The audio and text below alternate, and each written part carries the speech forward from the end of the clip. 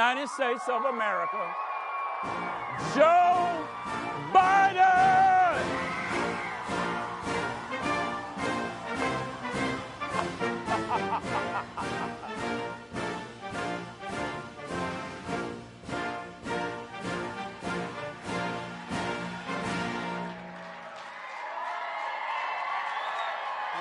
Hello.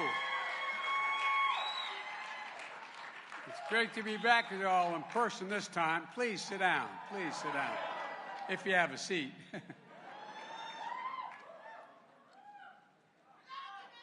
Mr. President, Mayor Vince Williams, thank you for your leadership of this organization, your leadership down in Union City, Georgia. I wanted to come here because you're the people America looks to first for guidance and for leadership, and that's not hyperbole. City managers, mayors, council persons, when you have a problem, they're knocking on your doors. That's because their quality of life depends on you more than anyone else. And I'm not trying to be solicitous. I know from personal experience. When I was a 27-year-old kid, I got elected to the Newcastle County Council, which we're like a miniature Illinois. One county has 60% of the population of the state. And so the councilman represents a district 7 times bigger than a state rep and 3 times bigger than a state senator. And fortunately, after 2 years, I was elected for 4 years. After 2 years, the Republican Party saw in me something I didn't see. So they reapportioned me to a 2-year term from a district that was overwhelmingly Republican to overwhelmingly Republican. So I got put in the position, that old saying goes, up or out. So I do appreciate what you all do. I really mean it. You're there. You can't walk into a grocery store or gas station. You can't go into a supermarket without someone having a question for you. And because you're the people they know. You're the people they depend on. You're out there every day in the front lines of public service. And that's why when I took office last year in the midst of the worst health pandemic in a century, the worst economic crisis since the Great Depression, I knew we had to design a rescue plan with your partnership to meet your needs. 3 days ago marked the 1-year anniversary I signed the American Rescue Plan.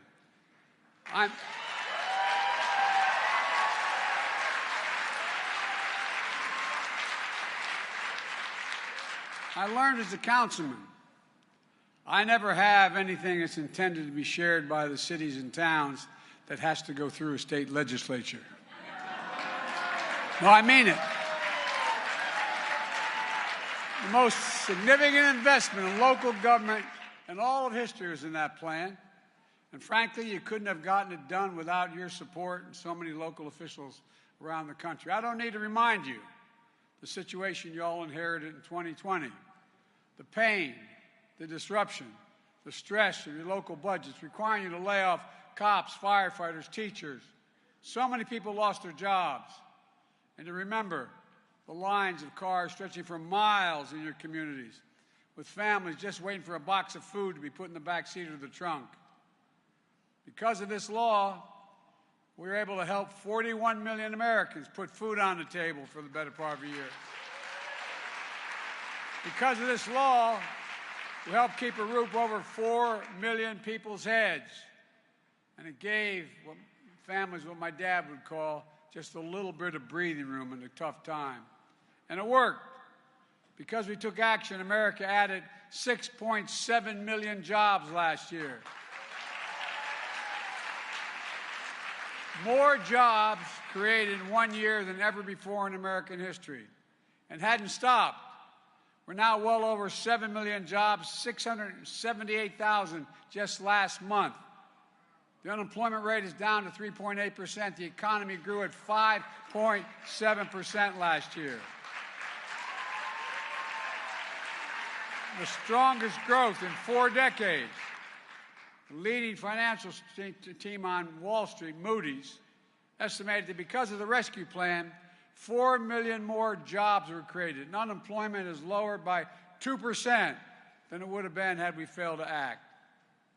1 year after signing this law, our cities, our towns, and our rural communities are roaring back. Before this law, state and local governments were still down more than 1 million jobs from before the pandemic. 1 year later, we had at least 1 year of state and local job growth, the largest in 20 years, adding 467,000 jobs. Educators, firefighters, police officers back on the job.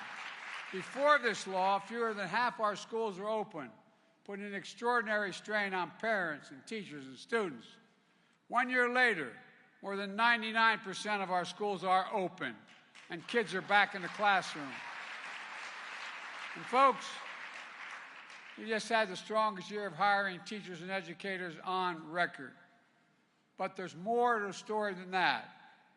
America has had many recoveries in the past.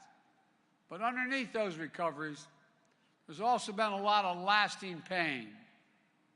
Lots of folks never get back on their feet when they're knocked down so badly. And a whole lot of young people saw their futures dimmed from the previous recession. They never got back on their feet. It's what economists call economic scarring. Chronic pain when the economy comes back, but some folks are still left behind. Trapped in long-term unemployment, eviction and foreclosure. Research shows that when you're stuck in that cycle, it has the worst impact on your emotional health than the loss of a family member, which sounds excessive, but it's true. And it's serious. So when I came to office, in the midst of this crisis, I was determined not to let that happen again. This time around, the American Rescue Plan, we made a choice to bring everyone along, every single person in America. So not only has the unemployment rate dropped at a record pace, we've also seen the biggest drop in long-term unemployment ever recorded in a 12-month span. Nearly 2.5 million people breaking out of that cycle of long-term unemployment and depression. Black unemployment fell by more than 30%. Hispanic unemployment fell from nearly 9% to 4.4%, the fastest drop ever recorded. And we've seen was something we should be doing again, but I'm having trouble getting it passed again, and that is the child tax credit. The lowest child poverty rate projected in 40 years, a 40-year decline. Folks, we also have the lowest number of home foreclosures ever recorded, a record low of credit card delinquencies because families had more money in their pockets. The list goes on, but you all know it better than I do. A big part of the reason we're so successful is because the rescue plan went directly to you without having to pass go, without having to go to state housing. Folks, we allocated $350 billion to state and local budgets, but we made sure $130 billion of that went straight to local governments, straight to local government. 6,000 local governments never got a dime of the early relief package enacted before I came to office. But we made sure that every one of you was dealt into the rescue plan. As a former local official, I know that it matters. Having that flexibility and control to meet both the short-term and the long-term challenges you face. 1 year later, the rescue plan is still delivering. So I urge you all to use the flexibility we built in the law to spend these funds wisely, to reduce violence in your communities like members are doing in Baton Rouge and Baltimore and in New York City, to address homelessness and affordable housing like you're doing in Tacoma and New York City, to expand high-speed internet like Brownsville, Texas, or to train people for good-paying jobs like you're doing in Oklahoma City. And by the way, there are a lot of jobs coming to people that you're going to need to train up people, thanks to the bipartisan infrastructure bill. Everybody knew, and you heard from my secretary a little bit earlier, America is falling behind in infrastructure. We used to be #1 in the world. We're now #8. But now, not only has Infrastructure Week finally arrived, we're talking about infrastructure decade, not week. Folks, we've already authorized 4,000 projects all across the country, including 1,500 bridges in disrepair, and they're starting this year, not later, this year. And the law is going to create millions of jobs, rebuilding Americans' roads, bridges, highways, ports, and airports, getting rid of poisonous lead pipes in 10 million homes and 400,000 schools so kids and families can have clean drinking water. Folks, we're investing $65 billion to deliver high-speed internet everywhere in America. Urban, rural, suburban, tribal communities. We can't be a country where a mother has to take her kid to the McDonald's parking lot to do their homework over the internet. This is the United States of America, for God's sake. And folks, the law is going to put an end to that, obviously, and it's only the beginning. Hundreds of billions of new investments are on the way. Today, Secretary Buttigieg announced $409 million in new grants, 70 new projects, 39 states, just the beginning. Electric buses to make bus service safer, more reliable, environmentally sound. Helping folks in big cities, small towns get to work and get to school. Projects like a new $15 million bus maintenance facility serving Atlanta. $5 million to buy cleaner, more reliable hydrogen fuel cells for buses. Replacing old diesel engines in southern Nevada, and so much more. It's now time for cities and towns to get ready. You don't have to wait until these infrastructure projects start. You're going to need more welders, pipe fitters, advanced manufacturers, and it takes training to get the job done well. And that's why all these programs, these apprenticeship programs, union programs, and by the way, when people talk about an apprenticeship program, we're talking like going to 4 years of college. It's 4 years. That's why they're the best workers in the world when they finish. Projects are cheaper because they last longer and they're better. You can start by investing in those rescue plan funds now, in new pathways to better jobs through union-based apprenticeships and on-the-job training. Build a strong, diverse workforce you need to take on these infrastructure jobs, so the families in your communities can deal themselves into this booming economy. Look, we have an incredible opportunity ahead of us. But despite the progress we made, we know that families are still struggling with higher prices. I grew up in a family where when the price of gas went up at the pump, gas station, we talked about it at the kitchen table. But let's be absolutely clear about why prices are high now. They're high for 2 reasons. One was COVID. The way the global economy works, if a factory in Taiwan that makes computer chips shuts down due to a COVID outbreak, it causes a ripple effect to slow down auto manufacturing in Detroit, literally, not figuratively. So because of the pandemic, we had significant disruptions in the supply chain. And our supply chain is so important with so many materials that come from other places. At the same time, because the rescue plan boosted the strength and speed of our recovery, Americans had more money in their pockets. And during the pandemic, they wanted to spend that money not on restaurants and vacations because of COVID, but on hard goods, home improvements, televisions, automobiles.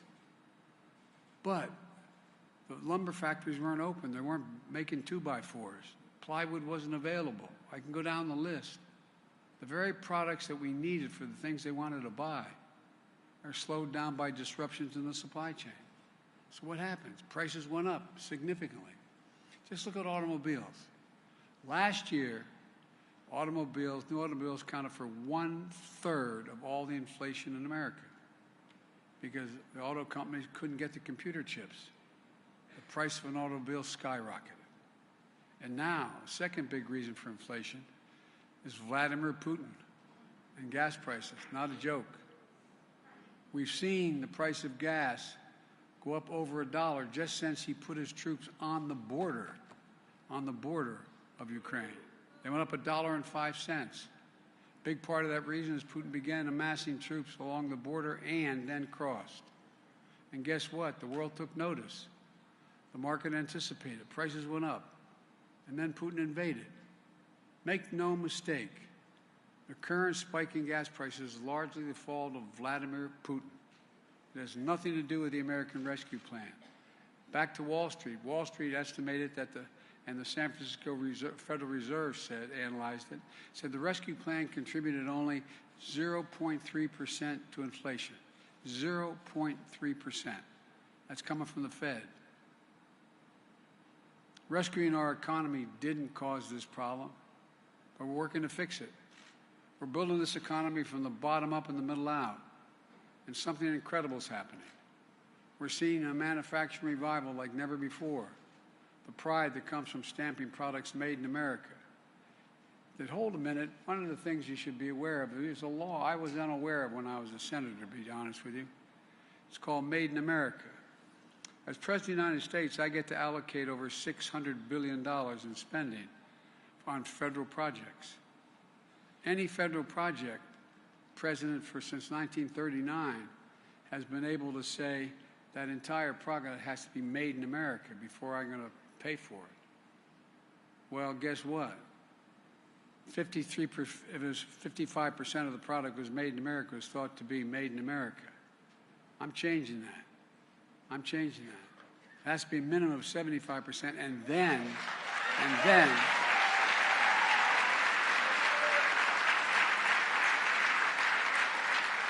because where in the hell is it written saying we can't manufacture things in America again? I don't know where that's written. And so guess what? Intel came to me. They're going to, yes, by the way, yes, the chairman of the board came. They're going to invest $20 billion to build a factory in Ohio to manufacture computer chips. Semiconductors that will power the world in our everyday lives, smartphones, the internet, technology that doesn't even exist today. And they're prepared to increase that investment from $20 billion to $100 billion in the suburb of Cleveland. So now,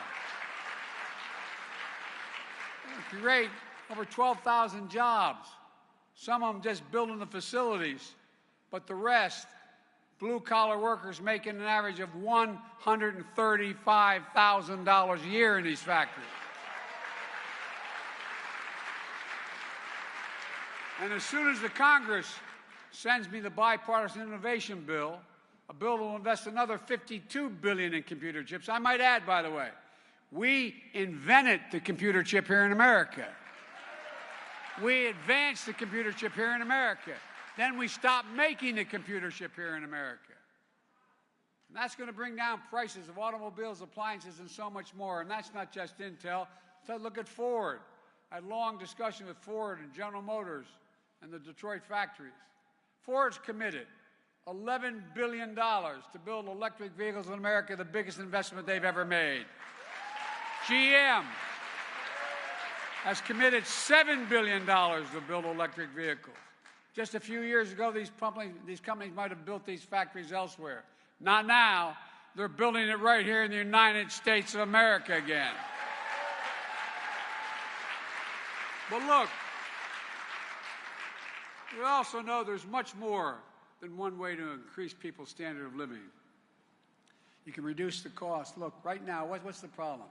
Again, my dad used to say, people just need a little bit of breathing room. My dad was my dad was just a wonderful, decent gentleman whose greatest regret was he never went to college. My dad used to talk about how middle-class folks, when ever given a chance, they'd never, ever, ever let the country down. Never let the country down. When they do well, everybody does well. But look,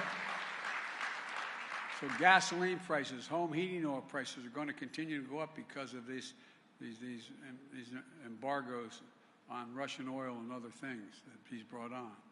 But what happened? There's other ways. My dad used to talk about the standard of living. It costs a lot more money if you have to pay $5 at the pump for a gallon of gasoline. And it affects families big time, or to heat your home. But guess what? If you lower the cost of child care, it affects your standard of living. And that's why we're going to make sure no one has to pay more than 7% of their income on child care.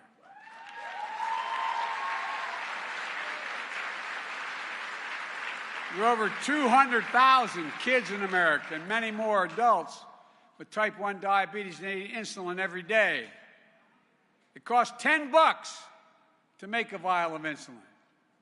The average cost, $647 a month, up to $1,000. Not going to happen on my watch. No one's going to be able to charge more than $35 a month for insulin. They'll still make a big profit.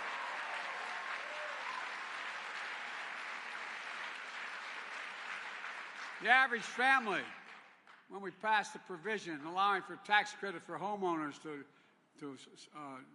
winterize their homes, can save an average of $500 a month just by having doors that don't leak, windows that don't leak, and so on. So look, let me be clear. None of this will increase inflation.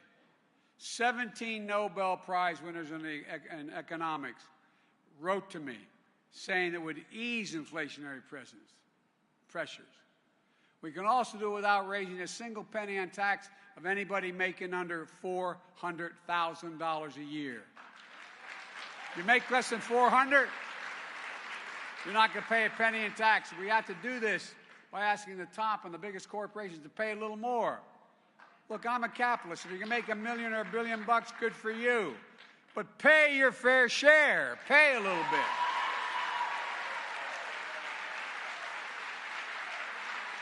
By the way, whether you're Democrats or Republicans, raise your hand if you think the tax structure is fair now. Look.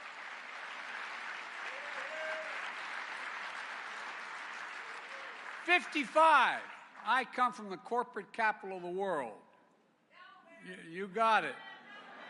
Well, you think I'm kidding. There are more corporations incorporated in Delaware than every other state in the union combined. And I got elected 7 times to Delaware, notwithstanding the fact that I'm so anti-corporate America. Give me a break. How long would I last? But here's the deal. 55 of the largest corporations of Fortune 500 paid 0 in federal taxes last year, and they made $40 billion in profits. Look, I said, I'm a capitalist. That's not about punishing anybody. But why in God's name should a billion-dollar corporation pay a lower tax rate than a teacher or a firefighter? So, folks, I really mean it.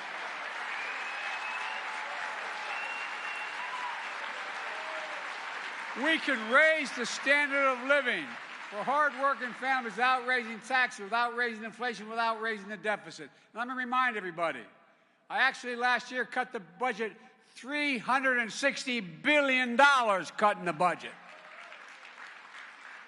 And we're on track now to be the first president in history to have a lower deficit by over $1 trillion in 1 year. Look, folks, we can tackle these challenges, but we can't do it without you. You understand what families are up against every time you walk down the street in your neighborhoods. You understand the cost if we fail to act. We need your voices, the voice of local officials who understand what your communities need. Your senators and congressperson will listen to you all.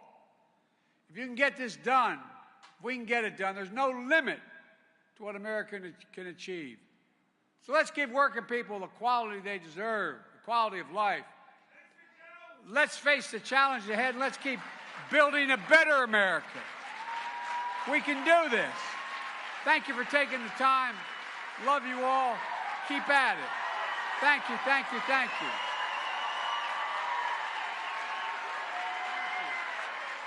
Thanks, everybody. I really mean it. Thank you.